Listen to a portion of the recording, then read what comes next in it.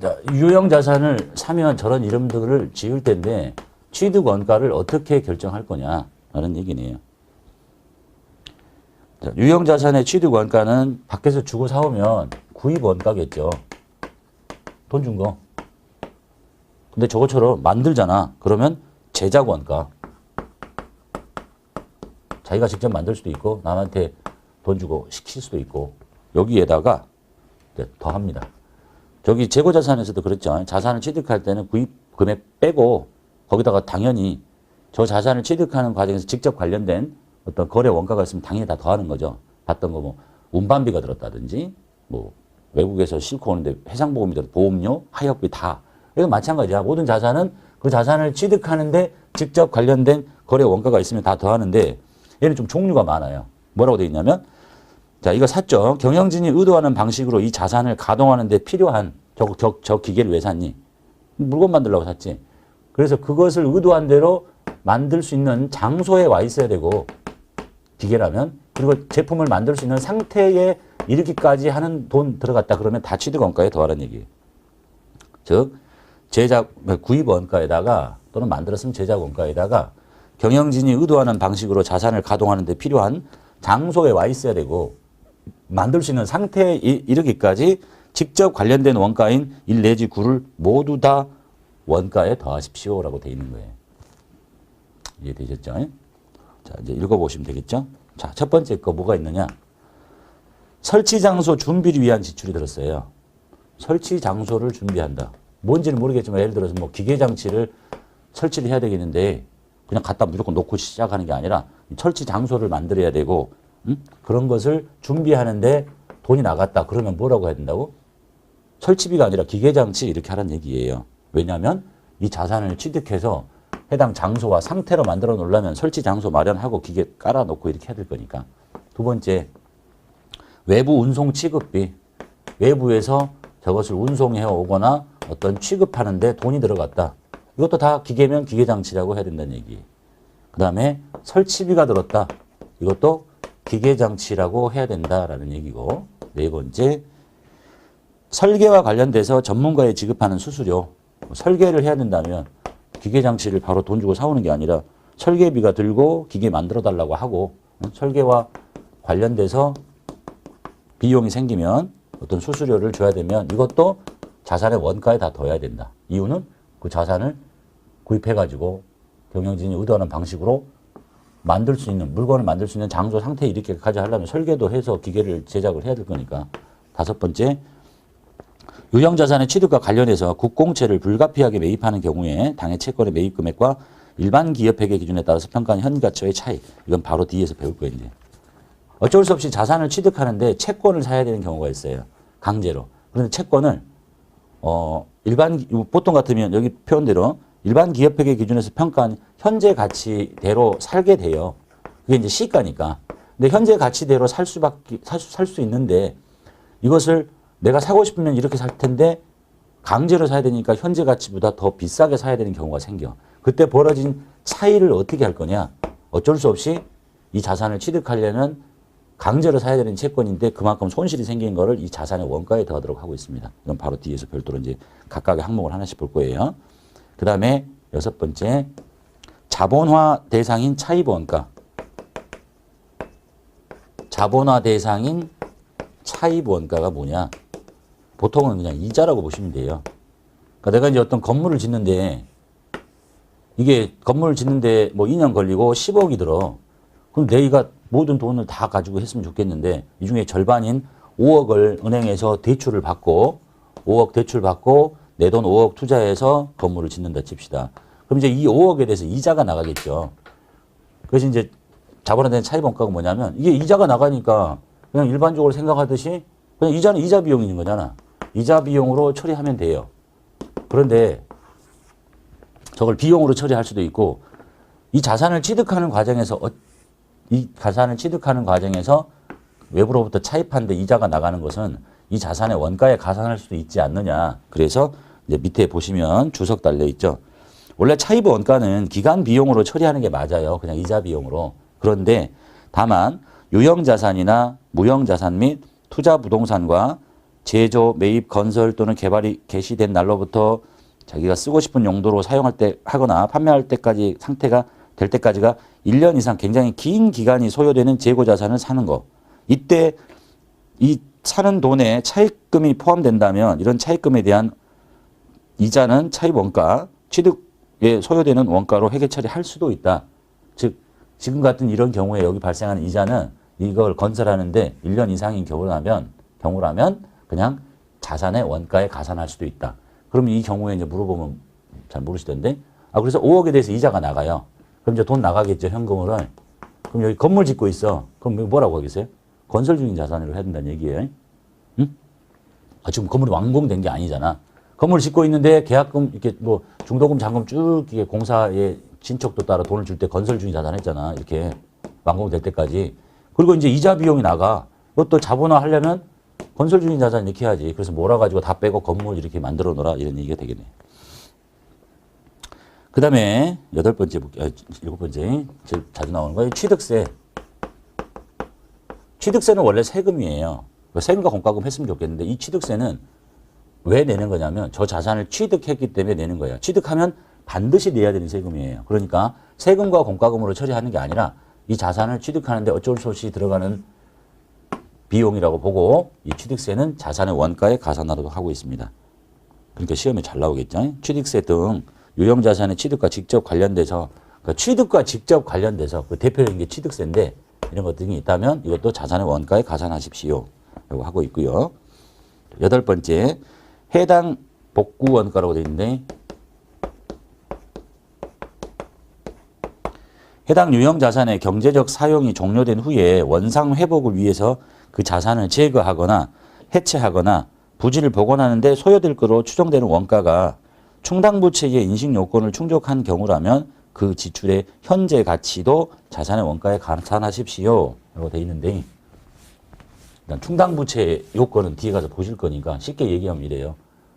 내가 이제 어떻게 산이 있고 나무가 울창한데 요 땅을 이렇게 밀어버리고 여기다가 밀고 내 건물을 쓰고 나중에 뭐 30년 쓰기로 했다 칩시다. 30년이 지나면 이걸 다시 이렇게 복원해 주는 조건이야. 그러면 이제 이때 이 복원할 때 들어가는 돈을 추정을 하라는 거지. 30년 후에 저거를 복원할 때 들어갈 돈이 뭐 예를 들어서 한 1억 정도라고 예상이 되면 그것의 현재 가치로 환산을 해서 30년 전인 지금의 현재 가치로 환산을 하면 1억보다는 작겠죠. 뭐 한 7, 8천 이렇게 됐다 칩시다. 그러면 이 돈도 이 자산의 원가에 가산하라는 얘기예요. 여기다가 복구 원가라고 합니다. 그 다음에 9번 유형 자산이 정상적으로 작동하는지 여부를 시험하는 과정에서 발생하는 원가. 이제 시운전비라고 하는데 시운전비. 그러니까 기계장치를 이제 기계장치로 예를 들면 기계를 설계하는데 설계비 들었고 그 다음에 설치 장소를 다 만들어졌어. 그다음에 외부에서 운송해 와야 되고 뭐 다 더하고 설치 장소 준비하는데도 돈 들어가면 다 더해야 되고. 그래서 이제 기계를 여기다 깔았어요. 깔아가지고 이제 이 기계가 정상적으로 작동하는지 시운전을 해야 될 거 아니에요. 시운전을 하는데 여기다가 이 기계 돌리려니까 뭐 기름도 넣고 정상 제품이 나온가 보려니까 여기 원료도 좀 집어넣고 이렇게 하는 돈 다 저 자산의 원가에 더하라는 거예요. 시운전비까지. 그래서 유형 자산이 정상적으로 작동한 여부를 검사하는 과정에서 발생한 원가. 그런데 이렇게 했더니 물건 하나가 튀어나왔다. 제품이. 그걸 이제 시제품이라고 하는데 요 원료 투입한 것까지 다 자산의 원가에 가산하는데 이 시제품이 하나 튀어나와서 이걸 내다 팔아서 받을 수 있는 돈이 있을 수 있지 않느냐.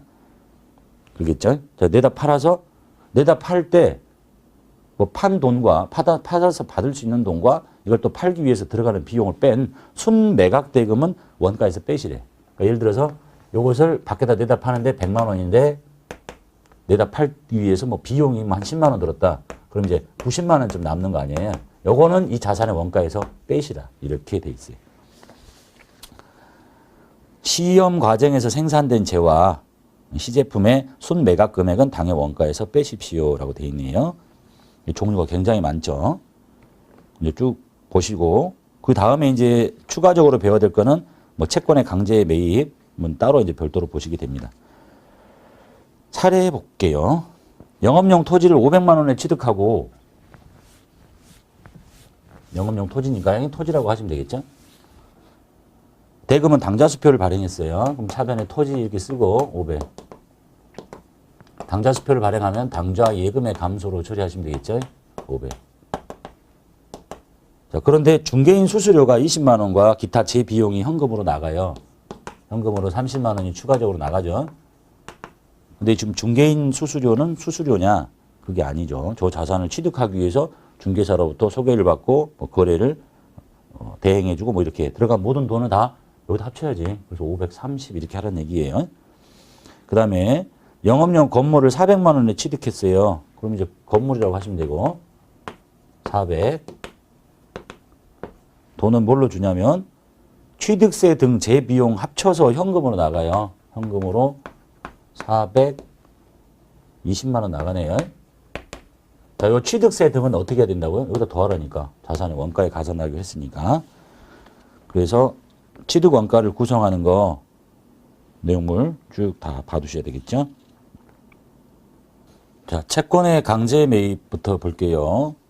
유형자산의 취득과 관련해서 불가피하게 채권을 매입하는 경우에는 당해 채권의 매입 금액과 일반 기업 회계 기준에 따라 평가한 현지 가치와의 차액은 유형자산의 취득 원가에 산입하십시오. 이런 얘기를 하고 있는데 무슨 얘기냐면 여러분들이 나중에 차를 사보거나 집을 사면 사기 싫어도 어쩔 수 없이 채권을 사야 돼요. 왜? 사라니까. 그래서 갖고 있지는 않죠. 곧바로 채권을 샀다가 어느 정도의 비용을 지불하고 그 얼마 빠진 금액으로 다시 받게 돼요. 그러니까 이제 이런 거지. 자, 차를 샀는데 차의 원가는 100만 원짜리예요. 그러면 자, 차량 운반구라고 할 거고 100만 원이고 그 다음에 5개월 할부로 샀으니까 외상이죠. 상거래 아니니까 미지급금 이렇게 하면 돼. 100만 원. 그런데 저 차를 사려면 어쩔 수 없이 채권을 하나 사야 된단 말이에요. 근데 이 채권은 기간이 길어요. 장기고 이자율도 굉장히 낮아. 그래서 여기로 말하면 이 채권이 액면은 지금 15만 원짜리인데 예? 이것의 채권의 액면은 15만 원짜리고 뭐 매년 이자를 언제 몇 프로를 주는지 모르겠지만 낮은 이자를 꼬박꼬박 해서 뭐 10년, 20년짜리야. 이건 이제 현재 가치로 다 이 받을 돈을 모두 다 환산하면 이게 지금 액면보다 훨씬 작단 말이에요. 그것이 이제 일반 기업 회계 기준에 의해서 평가한 현재 가치가 10만 원짜리인 거야. 그러니까 내가 이 채권을 그냥 순수하게 투자 목적으로 사면 10만 원 주고 살 수 있는데 이 차를 사기 때문에 어쩔 수 없이 이 채권을 액면에 더 비싸게 주고 사는 경우가 있어요. 그러면 이제 어떻게 할 거냐. 채권을 샀는데 이 채권을 취득한 목적에 따라서 뭐 단기 매매증권, 매도 가능증권 이렇게 할 수 있겠죠. 단기 매매증권으로 분류한대요. 이제 단기 매매증권으로 분류를 하는데 기억나시죠? 단기 매매증권의 취득 원가는 뭘로 하기로 했어요? 공정가치로 적어야 돼. 공정가치가 10만 원이라고 그랬거든요. 그런데 채권을 어쩔 수 없이 15만 원 주고 사야 되거든. 현금으로 15만 원. 15만 원 주면 15만 원 적었으면 좋겠는데 저걸 공정가치로 적게 돼 있기 때문에 여기는 공정가치로 적어야 돼요. 그럼 나머지를 어떻게 할 거냐는 얘기지 이제. 추가로 더 주니 5만 원. 어떻게 하라는 거야? 저 차를 사기 위해서 어쩔 수 없이 발생하는 손실로 보는 거야. 그래서 여기다가 이 5만 원을 여기다 더 하라는 거예요. 이렇게. 이해되셨죠? 여기를 돈 준 대로 적으라 그랬으면 좋겠는데 단기 매매증권의 취득 원가는 공정가치란 말이야. 공정가치는 10만 원짜리인데 어쩔 수 없이 15만 원 주고 샀어. 왜? 차를 사려면 어쩔 수 없으니까. 내가 사고 싶어 산 게 아니야. 그래서 이 5만 원을 요의 차이죠. 이제 이 5만 원의 차이를 유형자산을 취득하기 위해서 어쩔 수 없이 발생하는 직접 관련된 원가라고 보고 좀 위에다 더하십시오라고 하는 거예요. 이해되셨죠? 이게 이제 채권의 강제 매입이에요. 그 다음에 구건물 철거 볼게요. 건물 철거가 있는데 구건물 철거는 이제 종류가 두 가지인데 하나는 남의 것을 취득하는 거죠. 이렇게 이렇게 남의 건물인데 쓰러지는 건물을 이렇게 사서 이걸 싹 쓸어버리고 여기다 새 건물을 지을 것이 한 가지가 있고 이거 오래된 건물이긴 한데 이건 자기 거야. 자기가 갖고 있는 것을 싹 쓸어버리고 새로 짓는 방법 이렇게 있네요. 자, 이제 기존 건물이 있는 토지를 구입해서 철거한 후에 건물을 신축하는 거라면 이렇게 기존 건물이 있는 이 구건물을 철거하고 이렇게 하는 거라면 이 경우는 토지와 건물을 일괄적으로 구입한 것이 아니다. 이 얘기는 뭐냐면 그냥 만약에 진짜 정상적인 건물을 사다 그냥 써요. 그럼 여기가 땅도 있고 건물도 있는데 이걸 땅 얼마짜리 건물 얼마짜리 이렇게 안 하고 보통은 저 건물 얼마입니까? 뭐 10억 이렇게 살 거 아니에요? 근데 10억이라고 돈을 줬어. 근데 차변에 적어야 될 이름이 뭐야? 건물도 있고 토지도 있잖아. 그럼 이거 어떻게 적을 거냐? 상대적인 시장 가치를 안분 계산합니다. 10억을 줬는데 뭐 보통은 뭐 시장 가치가 얘가 5억이고 얘가 5억인데 딱 10억 주고 사지는 않을 것 같고요. 좀 더 비싸게 팔 수도 있고 더 싸게 살 수도 있고 8억 주고 샀다 칩시다. 싸게. 상대방이 뭐 급하면 싸게 팔 수도 있으니까. 그 8억을 5대 5로 이렇게 쪼개라는 거야. 이게 이제 상대적 시장 가치를 안분 계산하는 거예요. 왜냐면 돈을 동시에 한꺼번에 주니까. 근데 지금 이 경우는 내가 지금 땅은 사기는 하는데 토지를 사긴 했는데 이 건물을 들어가 살 게 아니잖아. 철거할 거야. 그러니까 이때는 뭐만 산 것이 되냐? 토지만 산 것이 된다라는 얘기를 하고 있는 거예요. 왜냐하면 이걸 쓸어버릴 거니까. 그래서 안분 계산할 필요 없이 다 토지다 이런 얘기예요. 이해되셨죠? 자, 그런데 이때 기존 건물을 철거하는 데 관련된 비용이 들어요. 이걸 철거하는 데 비용이 들어. 철거비가. 이걸 어떻게 처리할 거냐? 철거비. 철거비가 왜 들겠어요? 이 자산을 취득한 목적, 장소, 상태에 이르게까지 발생한 게 다 원가에 더해야 되잖아. 그러니까 이제 이거 두 개를 돈 주고 샀는데 건물을 안 쓸 거니까 다 토지인데 집을 지으려고 산 거니까 이게 집을 지을 수 있는 상태가 되려면 뭘 해야 되겠어요? 일단 철거를 해야지. 철거하면 바로 지을 수 있나? 측량도 하고 땅도 다지고 이렇게 하는 데까지 들어간 모든 돈. 그 다음에 이제 건물을 지으려면 삽질하기 시작하겠죠. 그 직전까지 들어간 모든 돈은 다 토지가 돼야 된다는 얘기예요. 그래서 철거비도 토지의 원가에 더하는 거예요. 비용이 아니라. 철거를 해줘야 건물을 지을 수 있는 거니까. 그래서 이때 기존 건물의 철거와 관련된 비용이 생기면 그 건물의 부산물을 판매해서 수취한 금액은 차감한 금액은 토지 원가. 즉 이런 거예요. 철거비가 뭐 1,000만 원 들었어요. 이거는 원가에 더해야 돼. 근데 철거다 하다 보니까 부산물이 나와. 뭐 고철 덩어리. 그걸 내다 팔아서 받을 수 있는 돈이 100이야. 그럼 그 100은 빼야 되겠죠.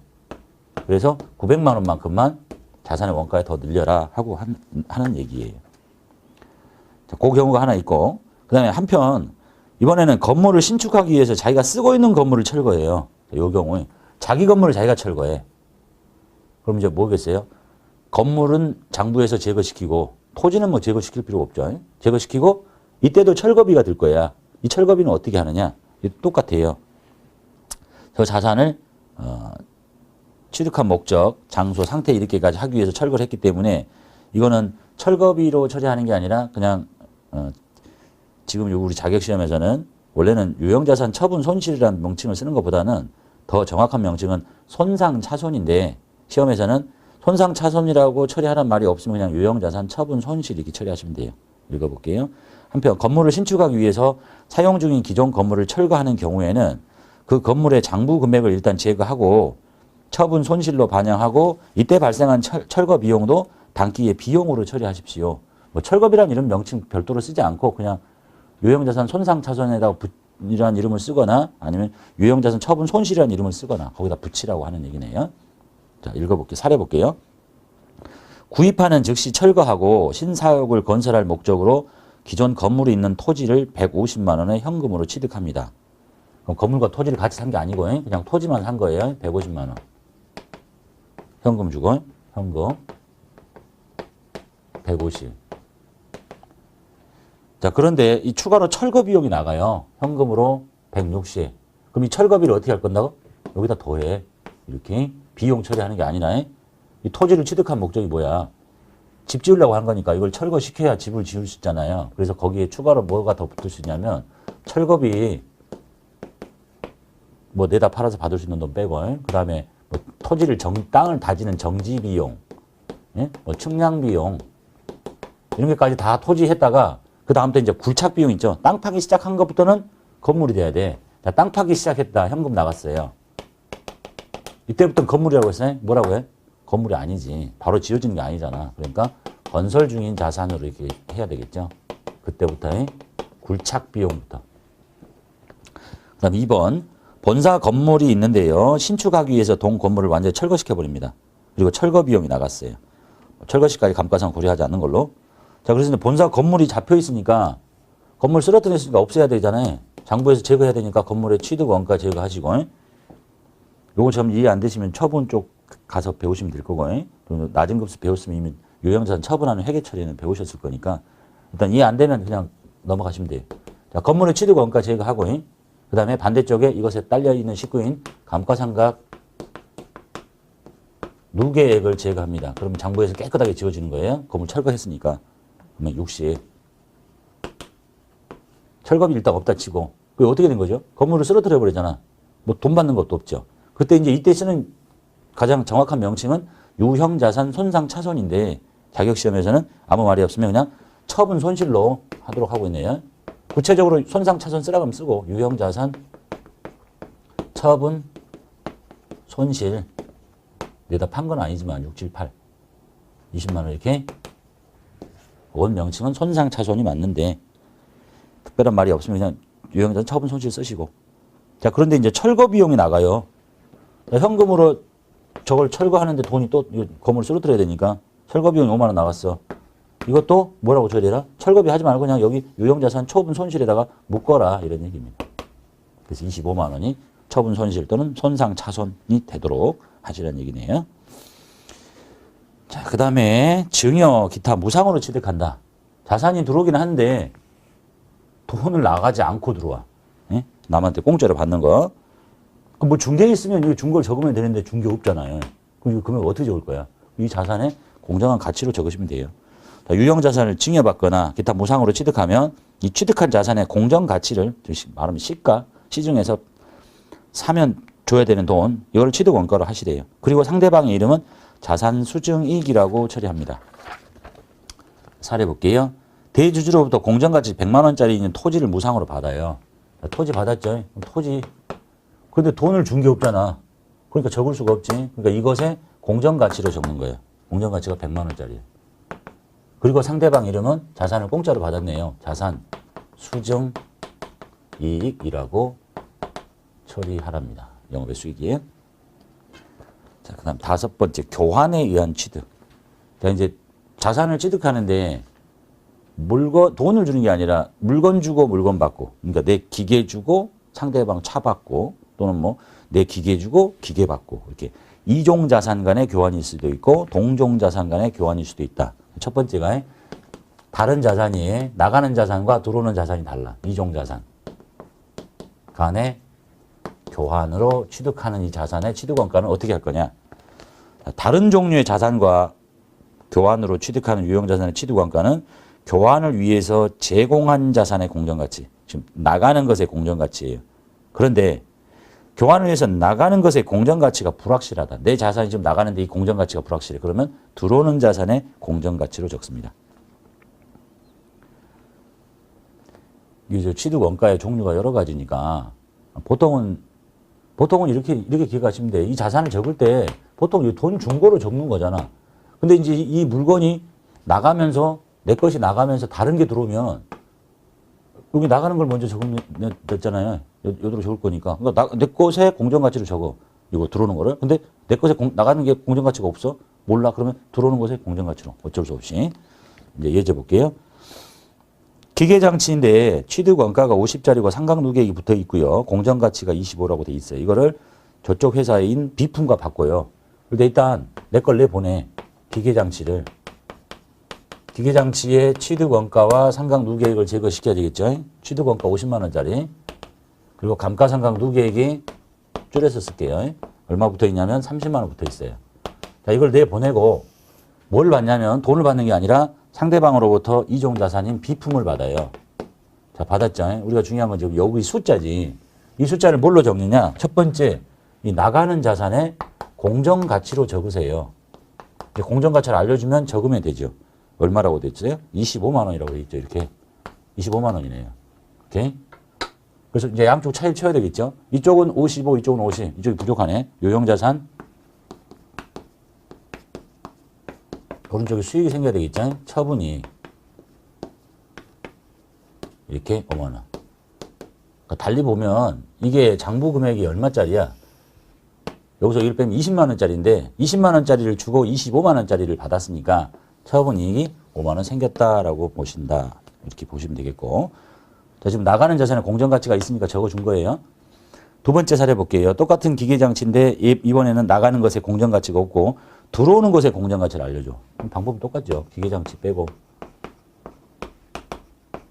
없앨 때는 취득원가 제거시키고 반대쪽에 감가상각 누계액 제거하고 30짜리 이렇게 제거했는데 들어오는 비품의 금액을 나가는 것의 공정가치로 적으려고 보니까 없어요. 그러면 들어오는 것의 공정가치로 그냥 적습니다.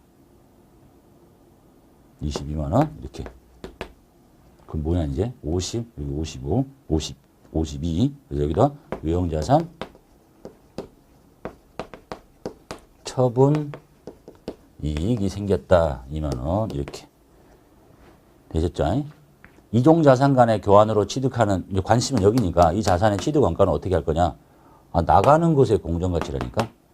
나가는 것의 공정가치가 없다고? 그러면 들어오는 것의 공정가치로. 시험에서는 둘 다 알려주지는 않고 둘 중에 하나 알려줍니다. 그러면 나가는 것의 공정가치 적고 들어오는 것의 공정가치 있으면 적고 둘 중에 한쪽만 적으시면 되겠네요. 자, 그 다음에 이제 동종자산 간의 교환이에요. 이제 같은 자산, 같은 업종에서 유사하게 쓰는, 즉 동일한 업종 내에서 유사한 용도로 사용되고 공정가치도 비슷한 동종자산 간의 교환으로 취득한 유형자산의 취득원가는 교환을 위해서 제공한 자산의 장부가액이에요. 얘만 유일하게 나가는 자산에 장부가액을 적으래. 사례 볼게요. 기계장치가 있는데 최 대리는 기계장치를 주고 세연의 기계장치를 받아. 그럼 이제 기계장치 구기계라고 표현할게요. 기계장치를 뺍니다. 기계장치의 취득원가 없애고 50만 원. 반대쪽에 딸린 식구인 감가상각 누계액을 제거하고 30만 원 붙어 있네요. 그리고 뭘 받냐면 신기계를 받아 이제. 신기계장치. 자, 동종자산 간의 교환으로 취득하는 이 자산의 취득원가는 뭘 적기로 했어요? 나가는 자산의 장부금액으로 적어요. 얘가 장부금액이잖아. 이 두 개 차이가 20만 원. 그러니까 절대로 처분손익이 안 생기는 거지. 그렇죠? 아니, 나가는 자산에 여기서 이거 뺀 게 장부금액인데 장부금액으로 적으라니까 처분손익이 절대 안 생기는 거잖아요. 이해됐죠? 그래서 저 취득원가 굉장히 좀 길고 복잡하죠. 자, 다시 한 번만 정리할게요. 채권을 강제로 샀다. 그러면 이것에 원래 돈 주고 사면 이것만 주고 사면 돼. 근데 어쩔 수 없이 더 샀잖아. 더 줬잖아. 이거는 그 자산의 원가에 더하십시오. 그 다음에 건물을 사가지고 쓰러뜨리고 새 건물을 지을 거면 이건 땅만 산 거다. 토지. 그리고 이걸 철거하는 데 들어간 거는 토지를 취득한 목적대로 쓰려면 땅을 다 철거하고 정지도 시키고 뭐 쓰레기 같은 거 다 버려야 되니까 그때까지 들어간 돈은 다 토지에다 더하시고 혹시 철거할 때 잔존물이 나와서 내다 팔 수 있는 돈이 생기면 그건 원가에서 빼시고 그 다음에 자기 건물 자기가 쓰러뜨리면 건물 다 없애버리고 유형자산 처분 손실 또는 손상차손 이렇게 쓰고 둘 중에 하나 명칭으로 제시가 되면 그때 철거비도 별도로 비용 만들지 말고 그 손상차손 또는 처분 손실에다가 비용을 더하시면 되겠다. 그 얘기였죠. 그 다음에 뭐였냐. 공짜로 받았다. 자산은 받았는데 준 돈이 없어. 그러면 이것의 공정가치로 적으면 되지. 그리고 뭐라고요? 자산 수정이익이라고 하시면 되죠. 그러니까 즉 제일 쉬운 방법은 나간 금액을 그냥 갖다 적는 거예요. 이종 자산 간의 이거 나가는 게 없죠. 그러면 어쩔 수 없이 있죠. 이종 자산 간의 교환은 나가는 자산의 공정가치로 적으시거나 없어요? 들어오는 자산의 공정가치로 적으시거나 그 다음에 동종 자산 간의 교환은 나가는 자산의 장부 금액이라는 거. 그러니까 절대로 처분 손익이 생기지 않는다라는 것까지 정리를 하고 계셔야 되겠네요.